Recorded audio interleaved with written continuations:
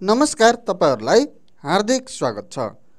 आज म तपाईहरुलाई माइक्रोसफ्ट वर्डमा कोलम विभाजन कसरी गर्ने त्यस सम्बन्धी भिडियो लिएर आएको छु।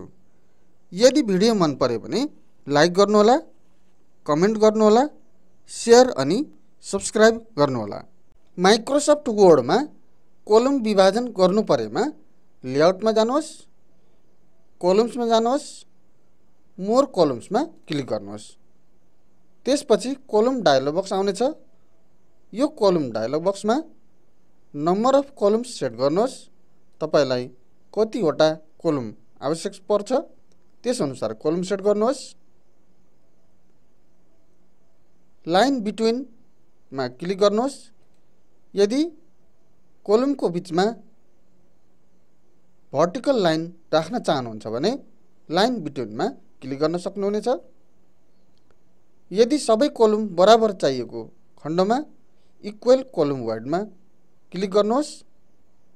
यदि कोलमको वाइड सानो ठुलो चाहिएको खण्डमा तपाईले इक्वल कोलम वाइडको टिक मार्क हटाई यहाँदेखि आफ्नो इच्छा अनुसार कोलमको साइज घटबड गर्न सक्नुहुनेछ। अब ओकेमा क्लिक गर्नुहोस्। यसरी हामीले माइक्रोसफ्ट वर्डमा कोलम विभाजन गर्न सक्छौं।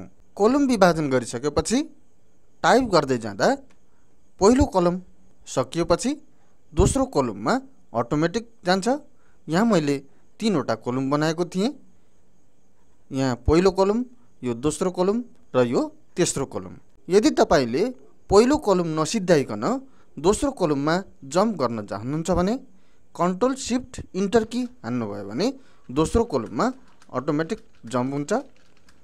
फेरि दोस्रो कोलम नसिद्ध्याइकन तेस्रो कोलममा जान चाहनुहुन्छ भने कन्ट्रोल शिफ्ट इन्टर हान्नुभयो भने फेरि तेस्रो कोलममा जम्प हुन्छ। यसरी मैले यहाँ 3 वटा कोलम विभाजन गरेको थिएँ। बीचको कोलम अलि ठुलो बनाएको थिएँ। कोलम क्रिएट गर्दा मैले कोलम डायलग बक्स भित्र लाइन बिट्विनमा क्लिक गरेको थिएँ। त्यसकारण कोलमको बीचमा भर्टिकल लाइन आएको छ। एउटा कोलममा टेक्स्ट टाइप गरेर नसिद्ध्याइकन अर्को कोलममा जानु पर्यो भने कन्ट्रोल शिफ्ट इन्टर की प्रेस गरेर जान सकिन्छ। कन्ट्रोल शिफ्ट इन्टर की हान्नु भनेको कोलम ब्रेक गर्नु हो। यदि तपाईलाई एउटै डकुमेन्ट भित्र कुनै पेजमा कोलम विभाजन गरी टाइप गर्ने र कुनै पेजमा कोलम विभाजन नगरिकन टाइप गर्नु परेको खण्डमा तपाईले सेक्सन ब्रेक गरेको हुनु पर्दछ। अब तपाईलाई यो पेजमा कोलम विभाजन गरी टाइप गरेर सकिसकेपछि अर्को पेजमा कोलम विभाजन नगरिकन टाइप गर्नु पर्यो भने लेआउटमा जानुहोस्, ब्रेकमा जानुहोस्, सेक्सन ब्रेकदेखि नेक्स्ट पेजमा क्लिक गर्नुहोस्। त्यसपछि कोलममा जानुहोस्, कोलम 1 मा क्लिक गर्नुहोस्।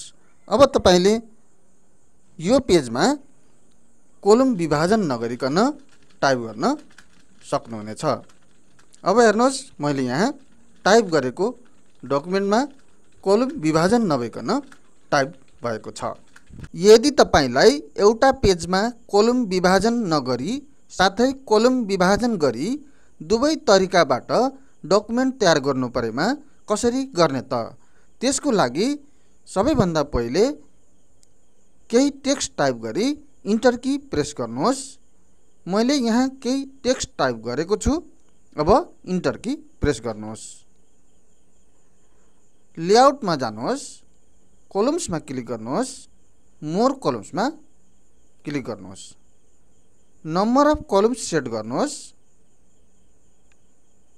एप्लाई टु बक्सदेखि this point forward option select गरी ओकेमा क्लिक गर्नुहोस्। अब तपाईले यहाँ टाइप गर्नुहोस्। यसको तलपट्टि अब कोलम विभाजन भयो। अब अर्को कोलममा जानु पर्यो भने कन्ट्रोल शिफ्ट इन्टर की प्रेस गर्नुहोस्। अब फेरि टाइप गर्नुहोस्।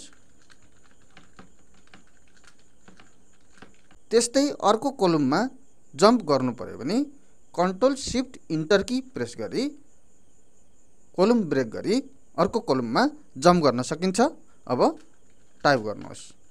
यसरी हामीले एउटै पेजमा कोलम विभाजन गरेर र कोलम विभाजन नगरिकन दुवै तरिकाबाट टाइप गर्न सक्छौँ। यो भिडियो तपाईहरुलाई कस्तो लाग्यो कृपया कमेन्ट गर्न नबिर्सिनुहोला। कम्प्युटर सम्बन्धी नयाँ जानकारी थाहा पाउनको लागि प्लेलिस्टमा गई हेर्न सक्नुहुनेछ। यतिन्जेलसम्म भिडियोलाई हेरेर साथ दिनुभएकोमा तपाईहरुलाई धेरै धेरै धन्यवाद।